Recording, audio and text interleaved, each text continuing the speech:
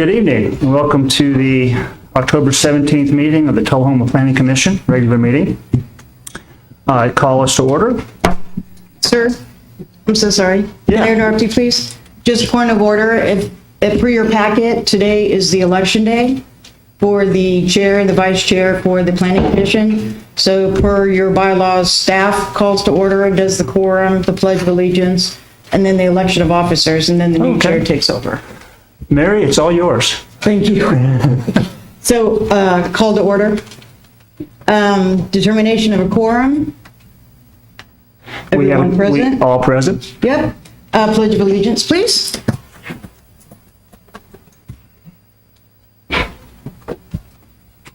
Pledge allegiance to the flag of the United States of America and to the republic which stands one nation under God, indivisible, with liberty and justice for all. Thank you. Now we will move on to election of officers. First for the chairman.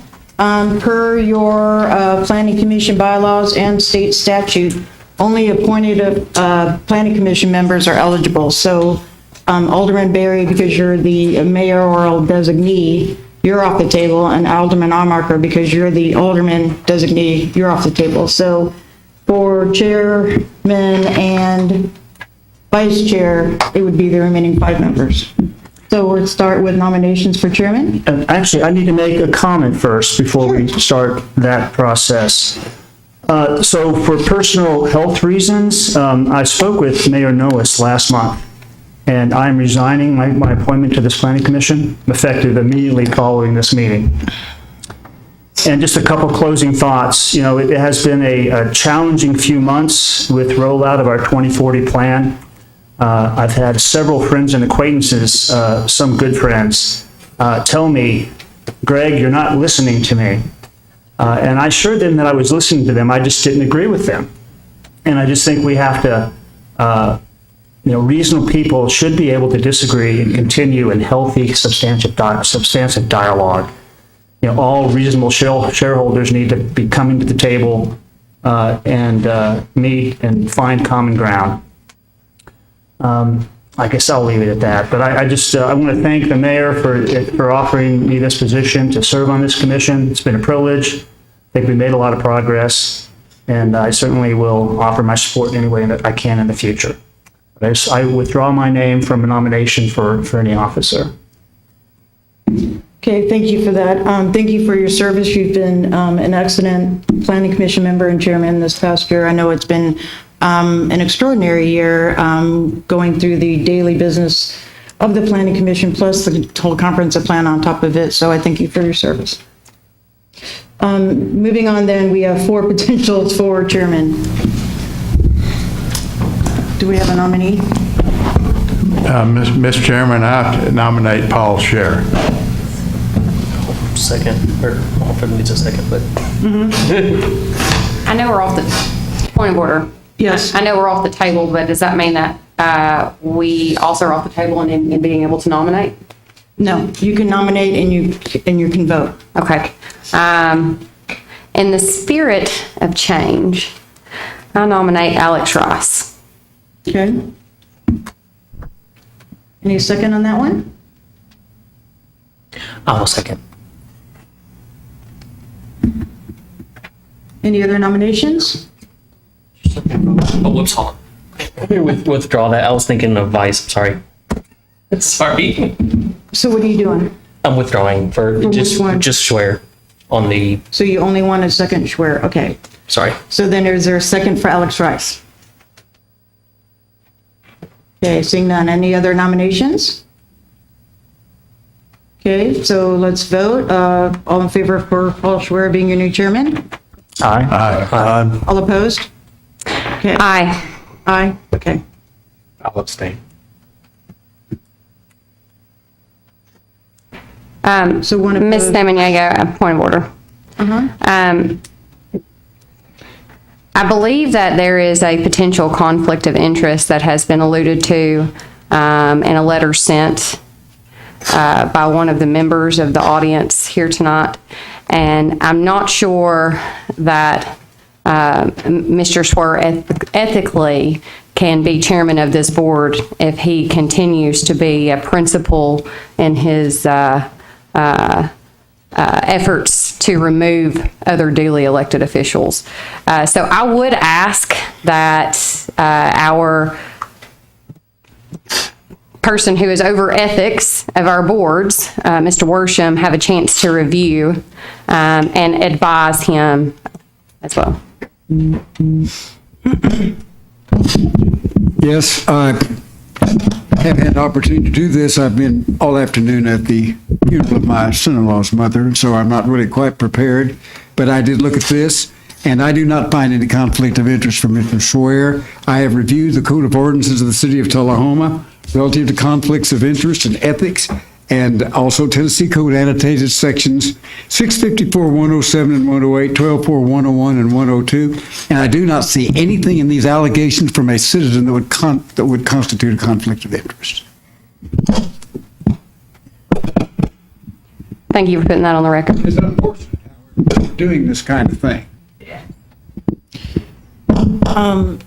And just so for the record for this meeting, can I get a copy of whatever letter was sent? So, because I didn't receive any letter. Okay. Yes, if you would please put that in the record. Okay. For the record, I would be very curious to have a copy of that as well. Okay. I'm not sure where my conflict of interest would lie. Okay, moving on. Nominations for vice chair. I nominate Alex Rice. Second. Okay. Is that Second, sure? yes, now for second. Okay. Yes.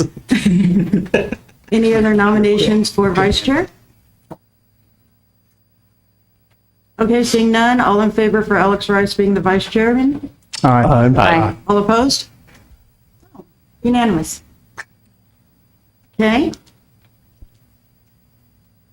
You may do the ceremonial switching of the seats now. Okay. Or if you want to just sit there, you can just sit there. I can just sit here today. Okay. All you need That is was- do that. Yeah, You are now okay. taking over the meeting from me, Mr. Schwer. Congratulations. All right. Well, Congratulations, Mr. well, Rice. thank you, and thank you for your support. Thank you. Thank you for your support. I don't have much to say about that. I'm happy to serve as chair and do my volunteer work here. So, thank you. So we've already called to order determination of a quorum, pledge allegiance, election of officers, read and approve the minutes of the regularly scheduled meeting. Okay, so if I could ask everyone to review that, and I will entertain a motion on the minutes from the September 19th meeting. This is the regularly scheduled meeting.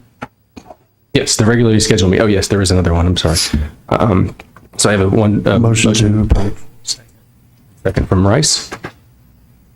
I'm sorry, Hall. And any discussion? All right, with that, I'll entertain a vote. All in favor? Aye. All opposed? Hearing none, motion passes, what, 7-0? All right, and then now we have the, we have the minutes for the special call meeting as well that was left out of the, so we got a motion from Mary, Motion to approve. Yeah. Second. Alex Rice. second from Mr. Sandlin. Alex Rice. Any discussion on the minutes from the special call meeting? Hearing none, I'll entertain a vote. All in favor? Aye. All opposed? Motion Sir. passes? Yes. Thank you. Sorry to interrupt. I'm trying to work on transparency and so the public is aware. The minutes from the Board of Mayor and Aldermen for the joint meeting and the Planning Commission minutes are the same comments. So if all comments that were received at this special call meeting have both been approved by the board and the Planning Commission. So no minutes were, or no comments were not included in one packet and not the other. So all the minutes and the comments are consistent. Okay, thank you. Thank you. So, reports of officers and staff. Mary? Thank you. Mary Samaniego, your planning director. A couple weeks ago, I sent everybody notice that it's about that time of year to file your financial disclosure forms with the state. So if you've not already done so, please do so, and I need a copy of that. Also, it's about that time of the year where the planning commission members have to go through their required annual 4 hours of planning commissioner training. So happily this year, I've been coordinating with MTAS, where I believe that we can do that virtually. So each one of you could attend the planning commission 4-hour training. Actually, it's about 3.5 hours virtually, and then you get your certificate that you would submit to me as proof that you've done that training and education as required by the state. So that should be coming to you probably next month. Other than that, we have a board meeting at 6 o'clock where the Board of Mayor and Aldermen at a special call meeting will be going through recommended changes to the Think 2040 comprehensive plan. If we get through that and make the changes, I will be bringing that back to the Planning Commission in due time. Okay, thank you, Mary. Yes, sir. The email that I received from a citizen relative to Mr. Schwer has to do with posts that he's made on Facebook. I've admonished all of you before, stay off of social media. Thank you.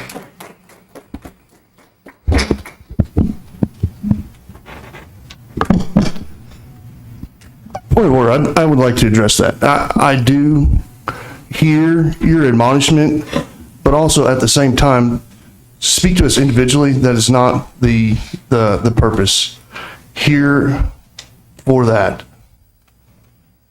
especially in that tone. Okay, thank you. May I speak? I think. I'll tell you the one thing that I do have respect for, Mr. Swear, is that you will at least put your name on it and not pretend to be somebody else, Greg Martin. But yes, I think that if you want to put things out on Facebook. Order and out of line. I've just been Hang on. accused of. Miss Almar, Are you kidding I'm me?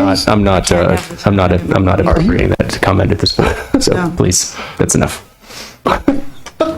Point made. All right, moving on. Any more reports from officers or No, staff? that's All right, it. thank We you. need to move forward. We have another meeting at 6 p.m., please. Agreed, thank you. All right. Please proceed. All right, moving on to old business, we have a public hearing for the Tisha Estates major subdivision preliminary plat. This was addressed at the previous September 19th meeting and failed due to lack of motion. And we are putting it back on the agenda. So this is a public hearing, so I believe that the applicant can present the case now. I'll open the public. Yes, Mary. Thank you.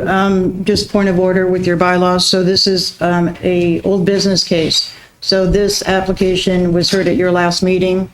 You opened the public hearing, you heard all public comments, you heard from the applicant, you heard from staff, you closed that public hearing. So then you were at the stage where you were amongst planning commission discussion and voting. So we're still in that same process. Think of it as a month-long intermission, if you will. So we're still in that same hearing.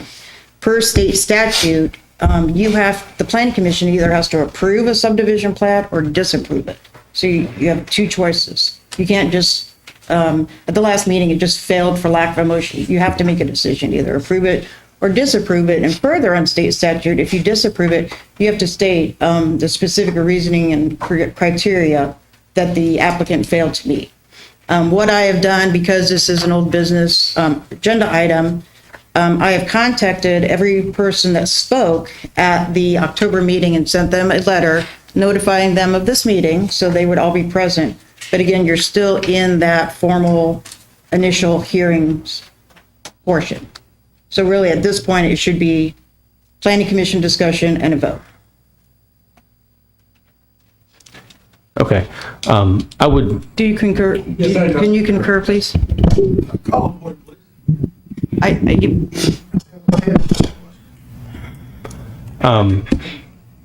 Mary, to your point, this was a contentious thing to begin with. I believe it failed because it lack of motion because of the contention. I have no reservations to opening up the public forum again to allow any additional citizens to speak.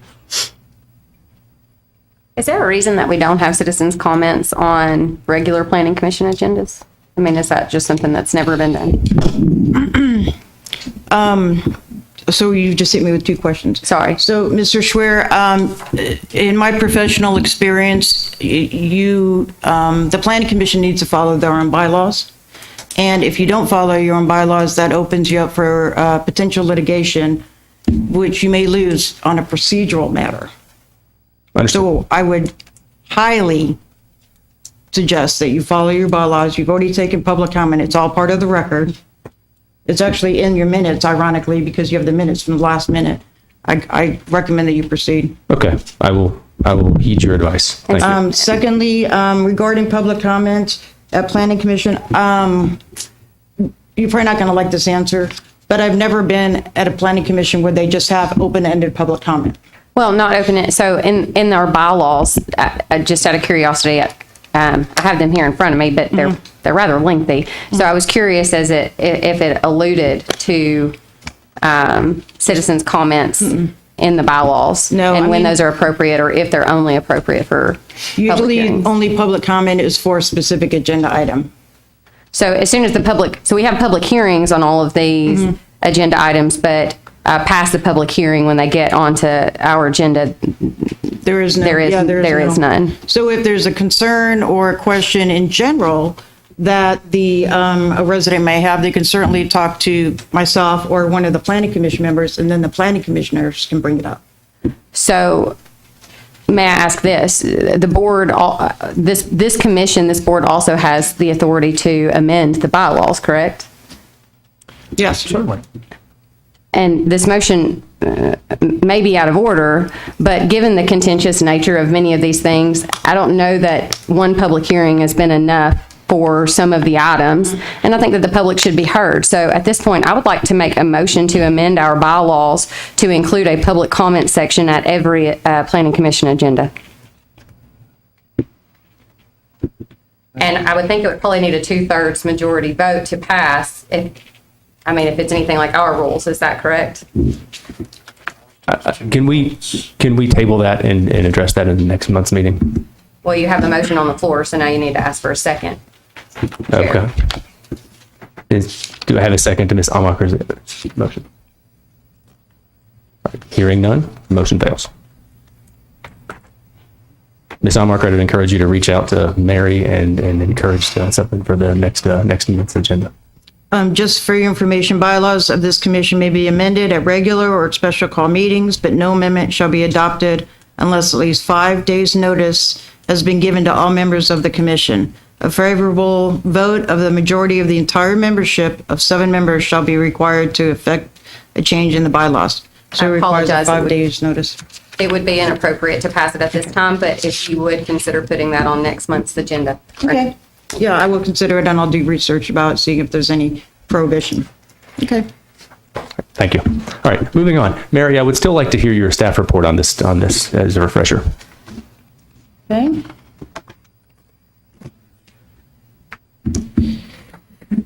Here is the subject property. It is located generally in the 100 block of Stewart Lane. It is 27.1.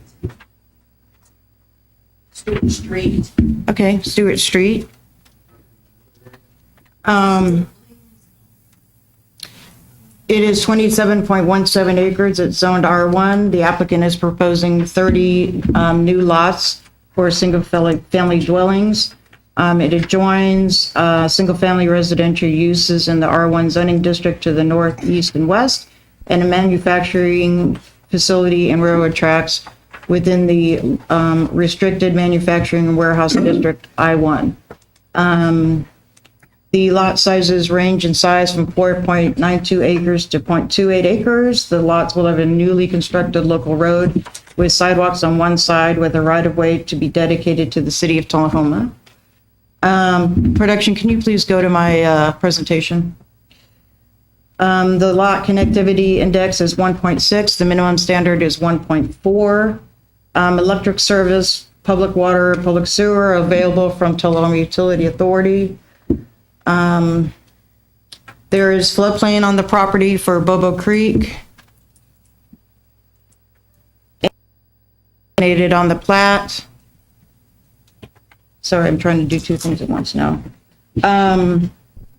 I had made a recommendation to potentially reconfigure some of the lots to remove floodplain from the building envelopes of two of the lots, if you remember.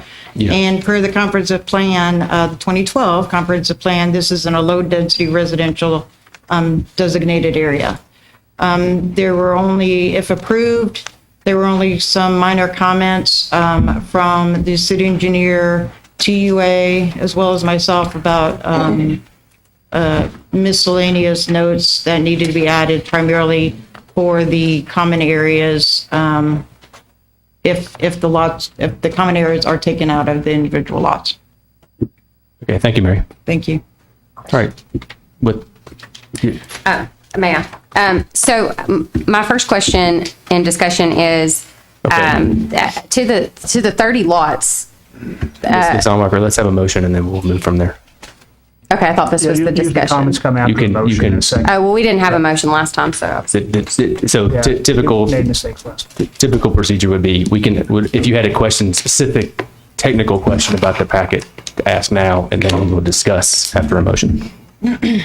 Okay. Mr. Gray. Before we do the motion, last time we had met, I had recused myself because there was an investigation going on into whether, based off accusations that Mr. Denby had attempted to bribe me and me accepting bribes. I have zero financial interest in anything that Mr. Denby does. I have no financial ties with Mr. Denby. He did donate to my 2020 mayoral campaign. He did not donate to my alderman campaign this previous time. We actually had some disagreements and decided we wouldn't talk about politics together. So I will not be recusing myself from this. I've spoken with 3 different attorneys. And unless somebody's willing to stand up and accuse him of bribing me and putting their name to it, I won't be recusing myself. Thank you. Entertain a motion. Motion. To approve? Motion approved. Second. I'll second. Second from Mr. Sandlin. All right, open discussion. Ms. Allmarker? Okay, so the question that I have is, how did we get to the 30 lots? And is that all basically stemming from the fact that there's only one egress, and so the fire marshal or our fire codes will only allow for 30? Is that correct? Yes, the initial iteration of this plat had, I think, 50-some lots, and the applicant was informed that either you need, at the first public hearing that we had on this, either you need a secondary entrance to meet fire code, or all the houses would have to be fire sprinkled. The applicant chose not to go to the expense of having to fire sprinkle every house, so he asked what's the maximum number of houses per fire code within a development that can be on one point of ingress and egress, and that number is 30. So I would assume that the actual number would have to be 39, considering the other only point of egress would be for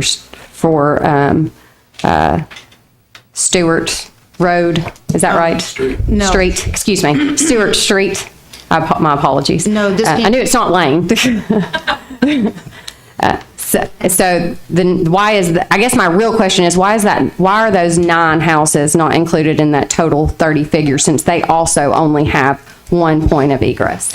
That is just how it's a fire code. That's just how the fire code is written. It just looks at number of units within a project. It doesn't also include any other existing dwellings or uses within said existing road system. So it's a fire code standard. Who made that delineation? Who made what determination? Who ultimately, so we had somebody go out and look at this in our department, correct? You determined this, I guess? No, ma'am. So all subdivision plats go before our Development Advisory Committee. Okay. The Development Advisory Committee is made up of myself, Public Works Director, City Engineer, ERPUD, TUA, Electric, Sewer, Water, the Fire Department, the School District, the Building Official, Economic Development, and the City Administrator.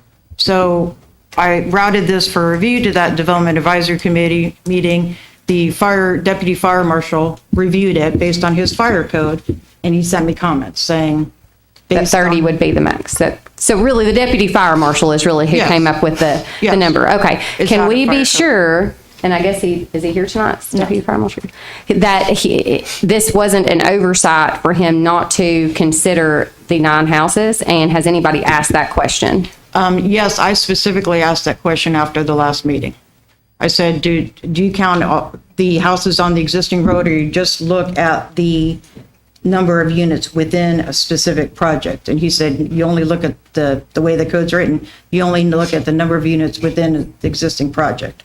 And that's how he's been consistently interpreting it for previous project that the Planning Commission has, because this issue comes up with almost every major subdivision. Do you have the particular code in question? Not on me. Okay. I would certainly like to see that code and to see, I mean, I'm not questioning his expertise, but I definitely want to have our ducks in a row. I do understand and think that we will have to make a decision on this, and we have to go based on what the code says and the maximum allowable number. But I would like to know that that does actually follow the code. I would be more comfortable with that. Okay.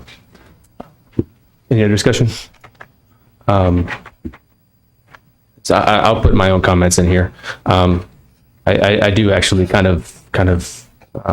do side with Ms. Almacher in the fact that I do feel like we are circumventing a fire code. And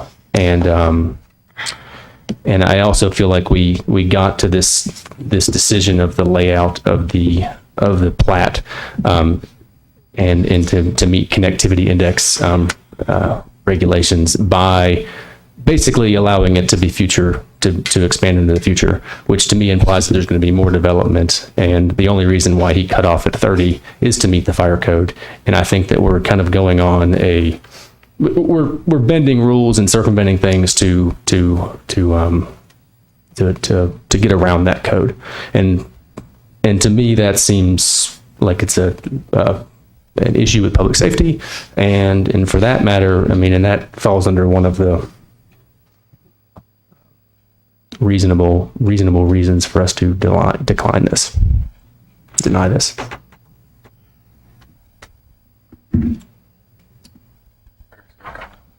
Oh, yes, sorry. I'm only looking one way. Have any rules been bent or have they been followed? In my analysis, all the code provisions have been met. We have not tried to circumvent anything. No, not that I see. My assessment is Mr. Denby in this case had a subdivision plot, and he presented something. They said, no, it's got to meet this code, and he met the code. When something meets the code, if everything meets regulations, what are our obligations and what are our legal consequences if we just decide, we don't like this? Do you want me to field this one? Okay. In my experience, if in fact subdivision plans do meet all the provisions in our code, if we were to deny that and deny the application for its approval, we would be liable, if litigated, for damage to those people. If in fact it does. Yeah, just to echo that, Also, it can I sounded. address this real quick? That's fine. Sorry, just further, just for your information, there's, in a broad sense, Constitutional Amendment 5 and 14 establishes the authority of police power for planning and zoning and subdivision throughout the country. Basically, it says, and I'm paraphrasing, but basically it's that planning commissions have the right to establish subdivision and zoning ordinances to protect the public health, safety, and welfare of their given jurisdiction. But then on the other hand, Amendment 14 is the right to due process. So when you look at those, the planning commission and really luckily for Tennessee statute gives the planning commission a lot of broad authority for establishing subdivision regulations. So you as a planning commission have established subdivision regulations. You've established due process of what an applicant has to meet to go forward to develop his property. Okay, thank you. Yeah, I was just going to say that it meets code per the fireman, the fire department's professional recommendation, other than illustrate a fire hydrant every 600 feet. That's reasonable. And it meets our current zoning ordinance. There's a process to change our zoning ordinance that goes through this commission and the Board of Mayor and Aldermen, and that always needs to be considered if the citizens want that. But the law today, that if we have to follow the law today, the city ordinance today, or we open ourselves up to possible legal action. And that's where we are. Any other comments? All right, I'll call the vote. All in favor? Aye. All opposed? Nay. I'm going to abstain. Okay. So that's 1, 2, 3, 4, 5 to 1 and 1 abstained. And I want to make a final comment. I should have said it earlier, but Stewart, I've driven down Stewart Street 4 or 5 times in the last 2 or 3 months at daylight and dark, and it is narrow in spots. So I think the city needs to step up and make sure that that road is wider, especially I think in terms of construction traffic in the future.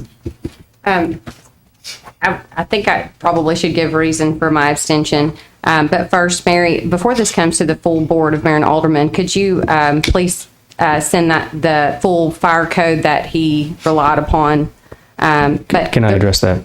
I'll do. Yes. Thank you. This is a preliminary plat.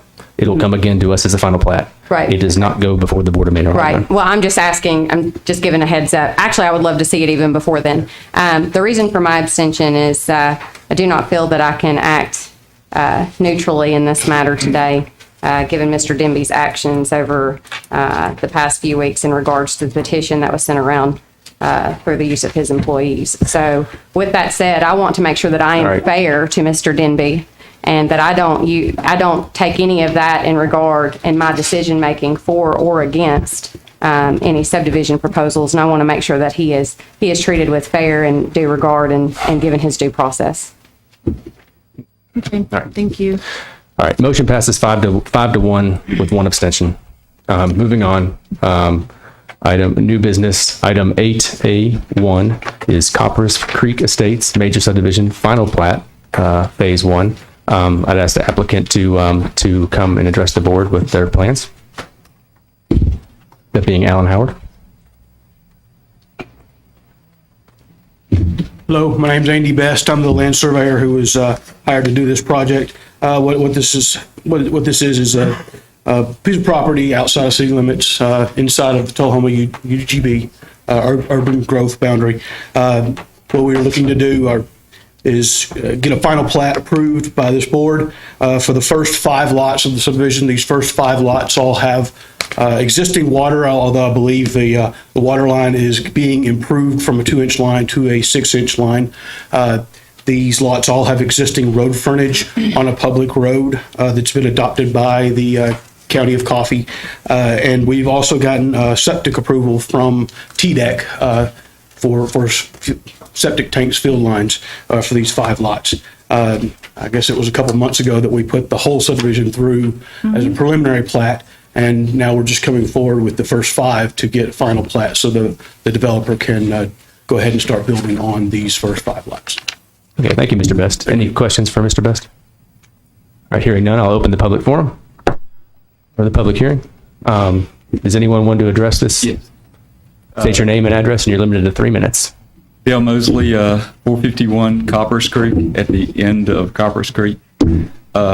Understand development, again, come up here as part of the preliminary plat and talked. The roadway that's out there will not support the future subdivision. There's 43 lots that's going in there. This first 5 it probably will handle, but there needs to be a plan for the future. The water line that's going in, it's good to have a 6-inch water line out there.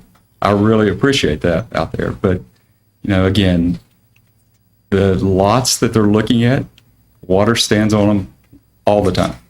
I'm not sure how it perked, but if they perk tested it, I guess it does. So one of them sits where an old pond used to sit. So just concerns about it all. It's a 40-foot right-of-way. The road's in bad shape. And nobody's really talked about how to improve that. So that's the biggest concern with all of it. Thank you. Okay, thank you. Anyone else with comments about the Coppers Creek Phase 1? Hearing none, I'll close the public forum. Mary, staff report? Thank you. Production, can you please go to my presentation if you can? I know we're having connection issues. No. Okay.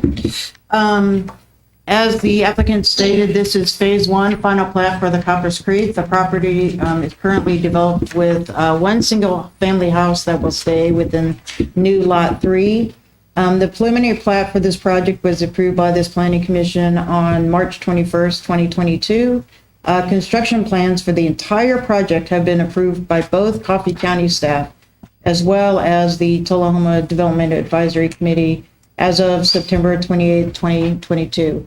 Again, just for the public's knowledge, properties within the urban growth boundaries, they have to meet our subdivision regulations for infrastructure improvements as well as meeting infrastructure improvements for the county that they're in. So really the construction plans have to meet 2 tiers of requirements and regulation.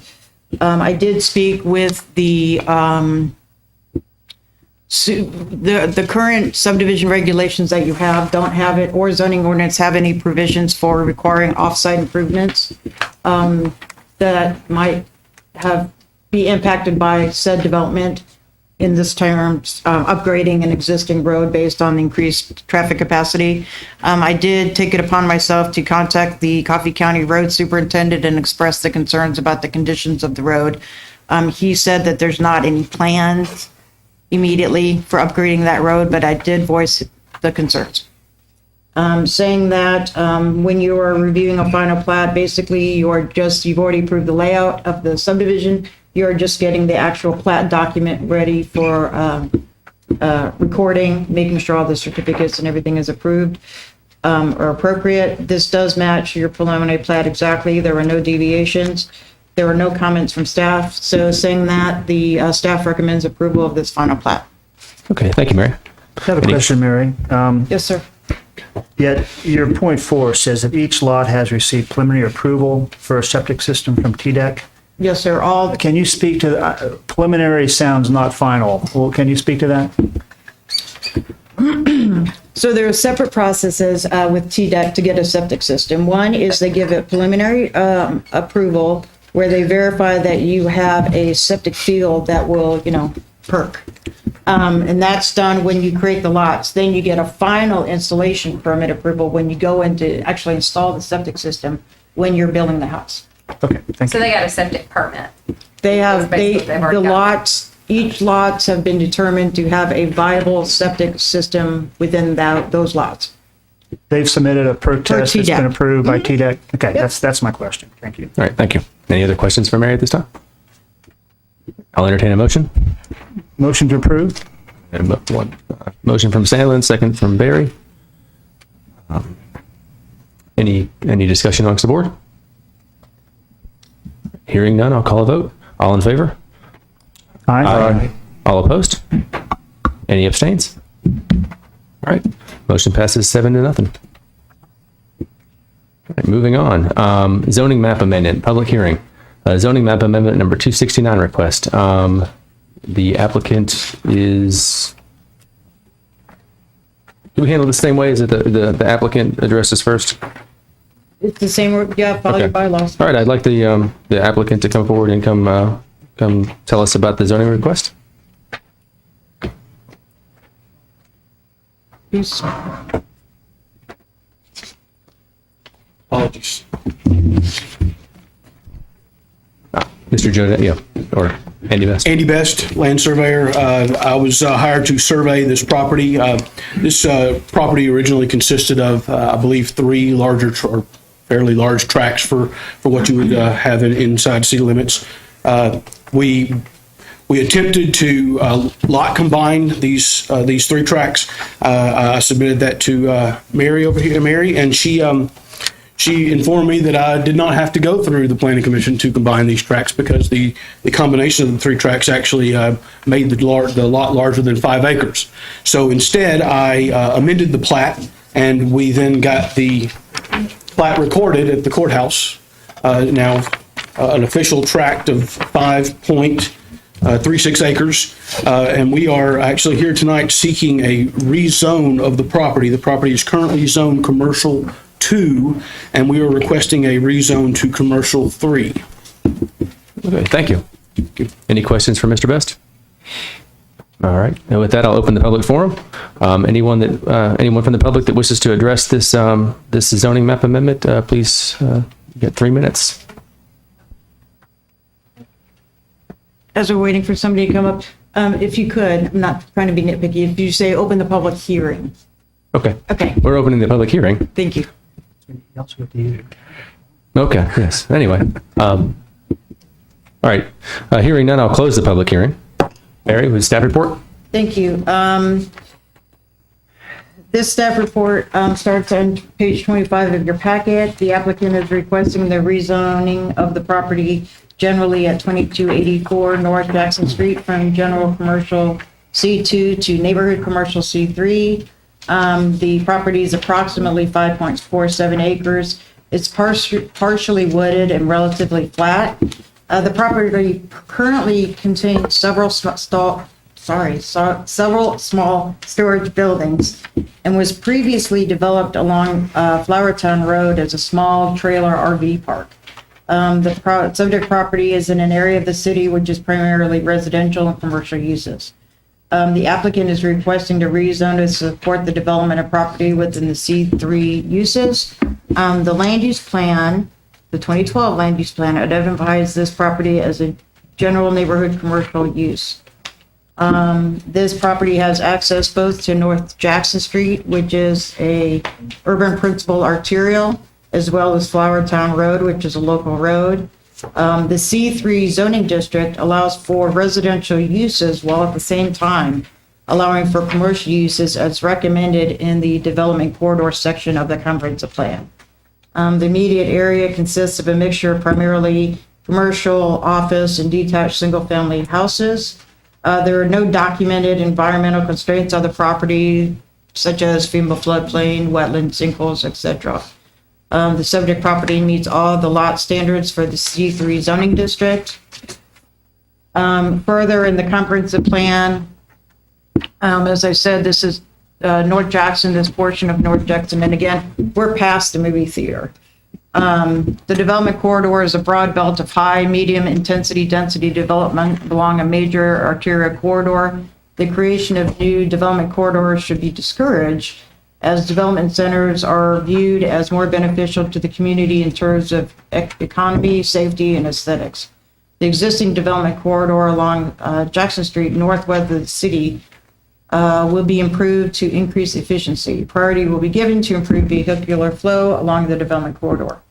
And then further in your staff report on page 26, I've highlighted the economic development goal number 3, ensure all adequate supply of suitable land for present and future economic development needs. Housing and community development objective 7.5.1.1.5, encourage mixed uses. Housing and community development objectives 7.5.1.1.6, provide a variety of housing types, including single-family, multifamily, group quarters, institutional housing, and mobile homes. And then finally, economic development objective 7.1.1.1.12, mixed-use areas, providing for the integration of residential and non-residential uses could be permitted in appropriate locations within the urban area. Within mixed-use areas, commercial activities shall be limited principally to low-intensity commercial and office uses. Specific mix of uses should depend primarily on the character of the area.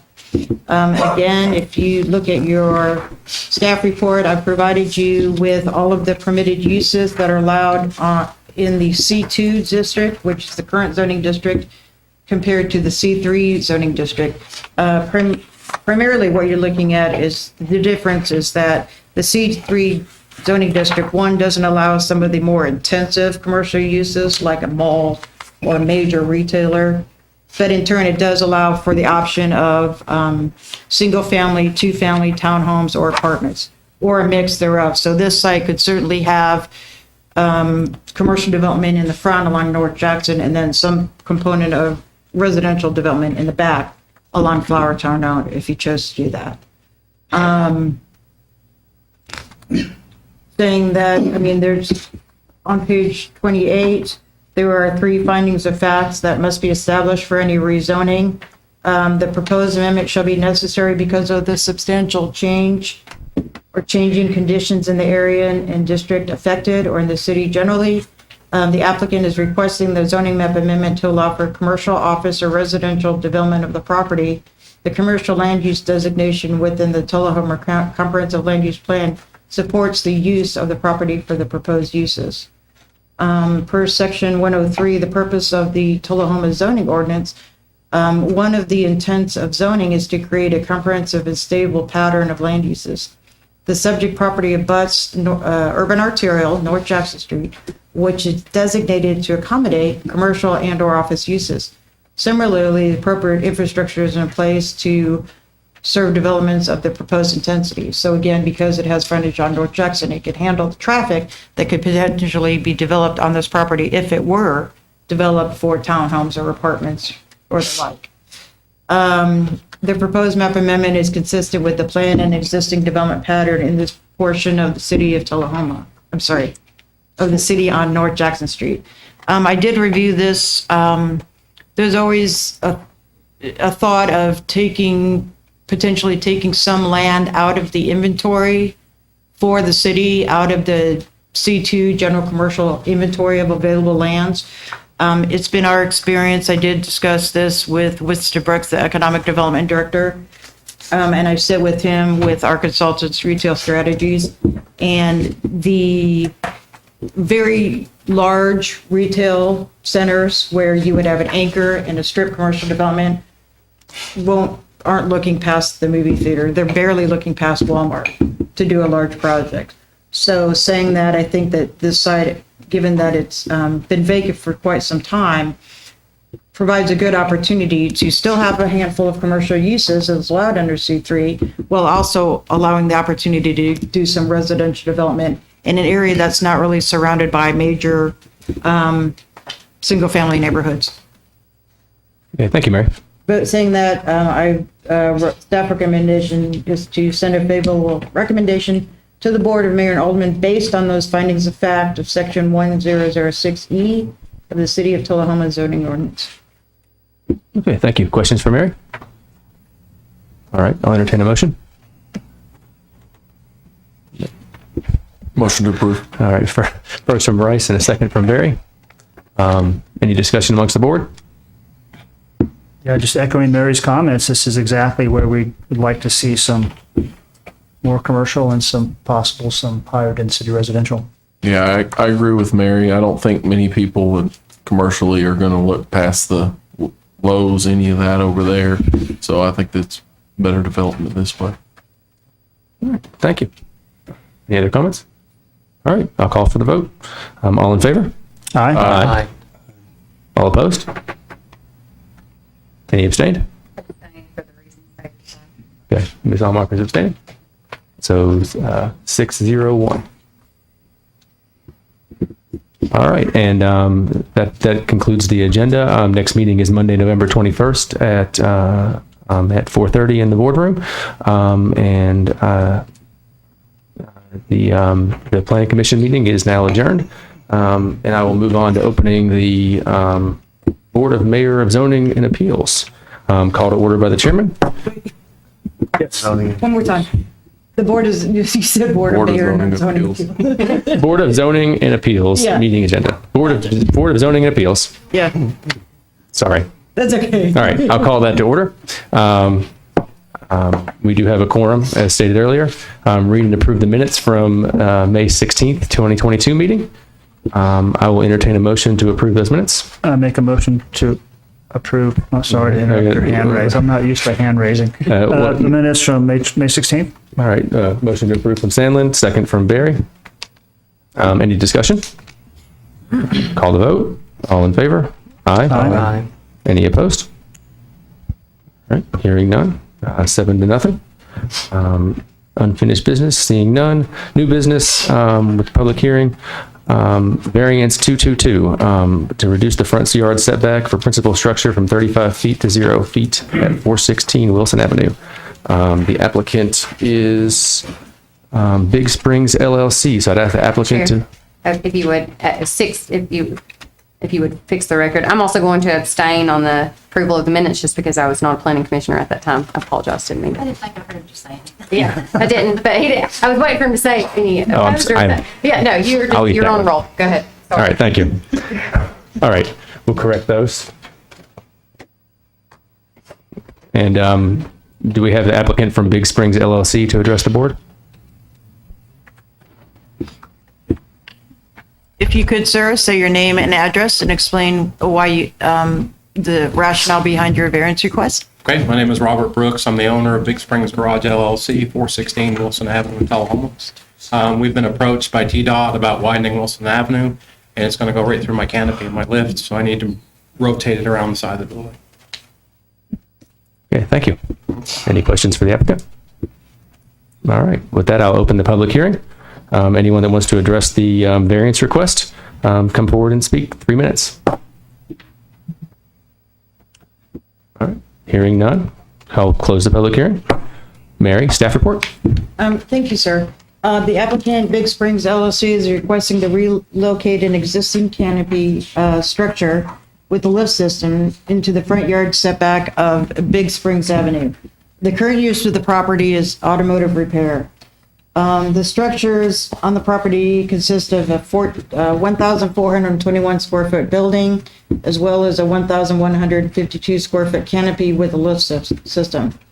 The subject property is currently located in the restricted manufacturing and warehousing zoning district I-1, which has a front yard setback of 35 feet, and that front yard setback is taken from all rights of way, both Big Springs Avenue as well as Wilson Avenue.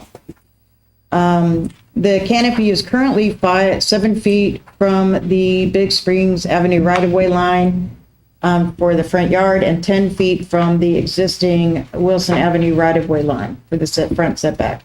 The property owner has been informed by the the Tennessee Department of Transportation, TDOT, that the canopy must be removed to accommodate the expansion of the right-of-way for the Wilson Avenue widening project. The canopy with lift system is a necessary structure for the function of its automotive repair use. There is not a location on the property that the canopy with lift system could be relocated that meets setback requirements because of the small size of the property and given that it has rights of way on 3 of its 4 sides. The proposed site plan illustrates the structure in the front yard setback at 0 feet from the Big Springs Avenue right-of-way and over 35 feet from the new Wilson Avenue right-of-way line. In accordance with zoning ordinance section 1002, variances, the applicant is requesting that a variance to the setback be granted by the Tullahoma Board of Zoning Appeals. I did work kind of extensively with this applicant trying to find a location for this lift that would meet setbacks. And as I stated, there's no location that could meet the setbacks. He needs the lift system as a major function of his running his business. The new location, while it would be right on the property line, it would be 12 feet at its closest point from the drive lane from Big Springs Avenue. So it's not an issue where it would be, you'd be driving and it's 2 feet off the road, this canopy. It would be 12 feet off the road. saying that I believe that it meets the findings of fact, as stated in your Board of Zoning Appeals, page 4, and I recommend approval of the variance based on the staff's findings. Okay, thank you, Mary. Any questions for Mary? Are you motion to approve? Motion to approve from Barry. Second from Mr. Comer. Discussion? I do have a question for Mary. Your motion was too fast for me. Yeah, Mary, I just, I think it's a cool, I'm glad that we can accommodate, but I just am curious, what are T-Dot's plans right there? What is the widening concept plan for, Wilson Avenue right there? If you look in your packet on page 8, basically for this specific property, I can't speak to all the properties along Wilson Avenue because I've not memorized the construction plans and they're changing every few months from TDOT. But basically the new right-of-way line will go right through the middle of that canopy. Right. That just seems like a really large right-of-way. It's already a 3-lane road. Are they planning on a 5-lane road through there? Can we speak to that? Can you speak to that? I've seen the plans. They were on file up here for a while, some time ago, and the Board of Mayor and Aldermen did approve them. It's going to be a 5-lane road. They're going to be closing the bridge across Rock Creek there for a couple of years and rerouting traffic, but they're going to be widening the bridge. It's going to go all the way to the intersection of Cedar Lane and Wilson Avenue and a little bit beyond there. Okay. I had not seen those plans. Thank you for. I need to clarify the record. They won't be completely closing the bridge. They're going to be doing one way. Yes. Well, and I don't believe, correct me if I'm wrong, this is not something that the Board of Mayor and Aldermen approved, right? This is a TDOT project that they said 20 years ago we're going to do, and we really don't have control over that, is my I don't remember this coming to us for. Yeah, I've been here for 4 years, and I don't want to get too far off the mark with this variance application, but generally TDOT has this project proposed. They've had it proposed for quite some time. The city was an interested party and could comment on the project, but it's a TDOT project. It's not a city project. I just wanted to clarify that so that people weren't angrily calling me. Understand. And I appreciate Mary going the extra mile to accommodate this, this business. This is a business that's been a fixture in the community for a long time. I've heard they do great work, and clearly their real estate's, they're going to have to find ways to work around because a lot of their real estate's being consumed. Well, there are many people that I know that are opposed to the entire project, and they have been very vocal. And if they're watching this meeting, I don't want them to think that we have forgotten about them. We have vehemently expressed their concerns to the state and even to our representatives, so that they can continue to work with those businesses and those individuals in their concerns. But the city. The Board of Mayor and Aldermen has had very little control over the project, and we have not approved it. I'll say that, but we understand that it may happen with or without our approval. I want to clarify that a little bit. This project is about 10 years old. Some time ago, a number of years ago, there were comments along Wilson Avenue from some of the property owners, and they did alter the plan somewhat, move them a little bit more to the right. So it's going to adversely impact our iron fence and stone columns along the cemetery and take away the sidewalk and some things like that does impact the city. We have recently received a proposal from TDOT to compensate us for some land that they're taking at the bridge for the widening there for some things. But in terms of the city actually approving, in terms of having the right to approve it, we can. It's a TDOT project. But we have looked at it, and the Board of Mayor and Aldermen has never taken any formal action one way or another relative to it. Thank you, Ms. Almer. That's great. Thank you, Mr. Wallstrom. Let's table the discussion about the TDOT project, please. I do have one other question for Mary. It's zoned I-1. Is that appropriate zoning for where that is at? Is something I can't speak to that right now. Okay, thank you. It seemed a little bit out of place, but I'll Well, let it's you. existing, so we, Yeah. I mean, there is some manufacturing kind of over that area, over by the Markham property, and there's Okay. I don't even want to go into Understood. how things are zoned. Understood. All right. Any other questions? We already have that. All right. I'll call the vote. All in favor? Aye. All opposed?